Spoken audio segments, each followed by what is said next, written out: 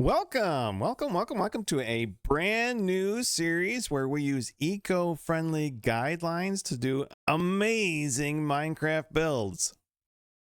Is that something you might be interested in? Then let's get started. So you're probably asking yourself, what makes this guy qualified to do anything eco-friendly? Is he some sort of learned scholar that makes him an expert on the subject? No. Are you an activist or something? You know, something along those lines? Not really, no. Well, then what gives? How can you be an expert? Well, I don't know if I'm an expert, but I have been living off grid since 2015. How many of the so-called experts can say that? The reality is when you're talking about eco-friendly or environmentally responsible, it doesn't have to look like anything. You can be responsible in a whole lot of different ways. Yes, you've got things like the Earthship and log cabins and hobbit holes, and every single one of those would be really awesome to live in. But I'm here to tell you, you don't have to live in a hobbit house in order to help the environment.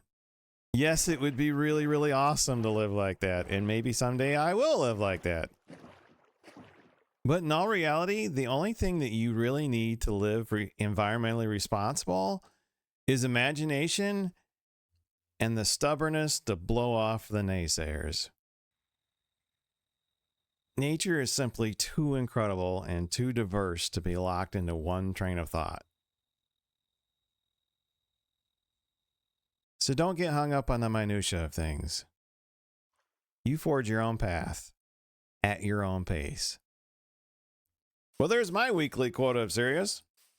Skadoosh. How about we have some fun? So the canvas that we're working with is this Plains village right here. It's nothing too dramatic.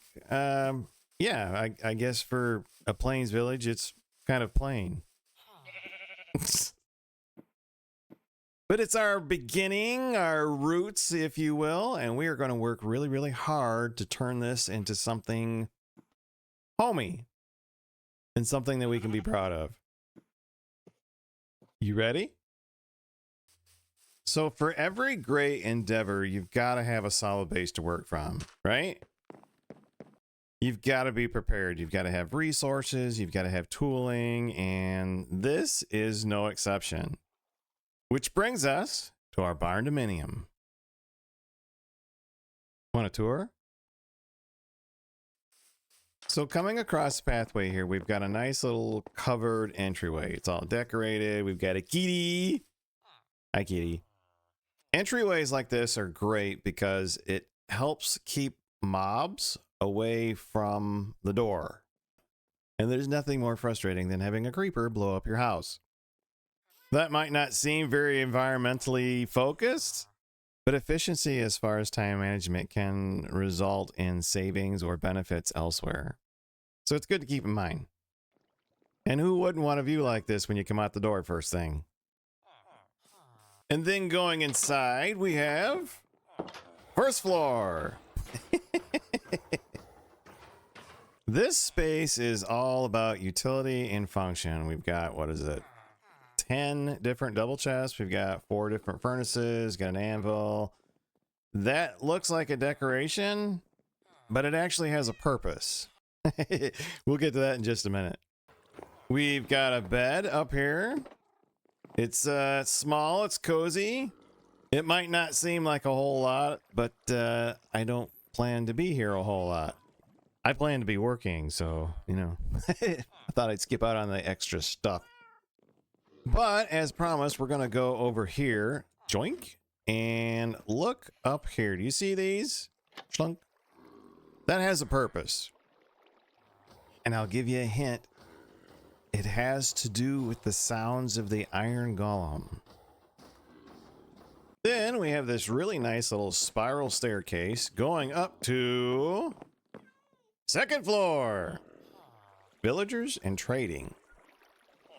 These guys are my worker bees. I've got 2 Fletchers and 1 toolsmith, and that's generally how I do it. quick emeralds via cutting down trees and selling sticks. And it also allows me to get a steady supply of diamond tooling. And then, of course, we've got Mr. Scary Bad Guy.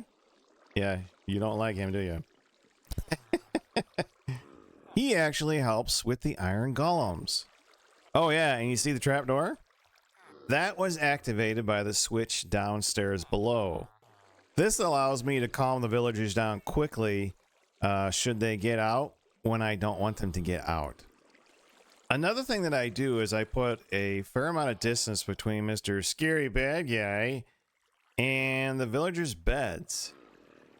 This allows them to sleep at night. Now, sleep is not necessary for iron generation, but if you watch my Let's Play series, you know I'm a big fan of allowing any mob, including villagers, to fulfill their programming. It's not really necessary, but it does show appreciation to the villagers and what they bring to the game. And having that kind of attitude, I think, benefits you in many different ways. Was it take the time to smell the flowers or take the time to watch the moonrise? Thank you, complimentary Unbound. And then, of course, there's third floor where we have our iron golem spawning platform, which takes us back down to these so-called decorations. Iron golems have a very broad range of where they can spawn, including vertically. So the stairs, the leaves, the trapdoors, and whatnot, that helps prevent them from spawning somewhere down here. And then, of course, we have our easy access, not yet decorated collection system, which actually is doing pretty good. This gives us iron for tooling, armor, and for selling, which is actually great for XP. And that, my friends, is our Barndominium. Shlunk. What do you think, huh? Just looks like a plain old-fashioned Minecraft build, right? Yes and no. What sets this apart from a green building or eco-friendly standard is everything you see came from locally sourced materials. The jungle for like the roof there came from over here, where we grabbed a few trees and, more importantly, grabbed a few saplings. These acacia pillars actually came from over there, where we also cut a few trees down, grabbed some saplings, and then replanted them. The stone was local. Even the clay came from the riverbeds. Every single aspect of this Barndominium came from locally sourced materials. And using local resources is one of those things that I don't think people realize just how much of an impact it has on the environment. So what do you guys think? I mean, it's a completely normal, basic Minecraft build, yet it was built in such a way as to, consider the environmental impact of it. It's providing for my needs while working in conjunction with the environment. So how many times can I say environment in 30 seconds? It is kind of important though, right? Well, that's going to about do it for this week's episode. I really hope you guys got something out of this, and I hope you enjoyed it. Maybe gave you some thoughts as to how you can do your own thing.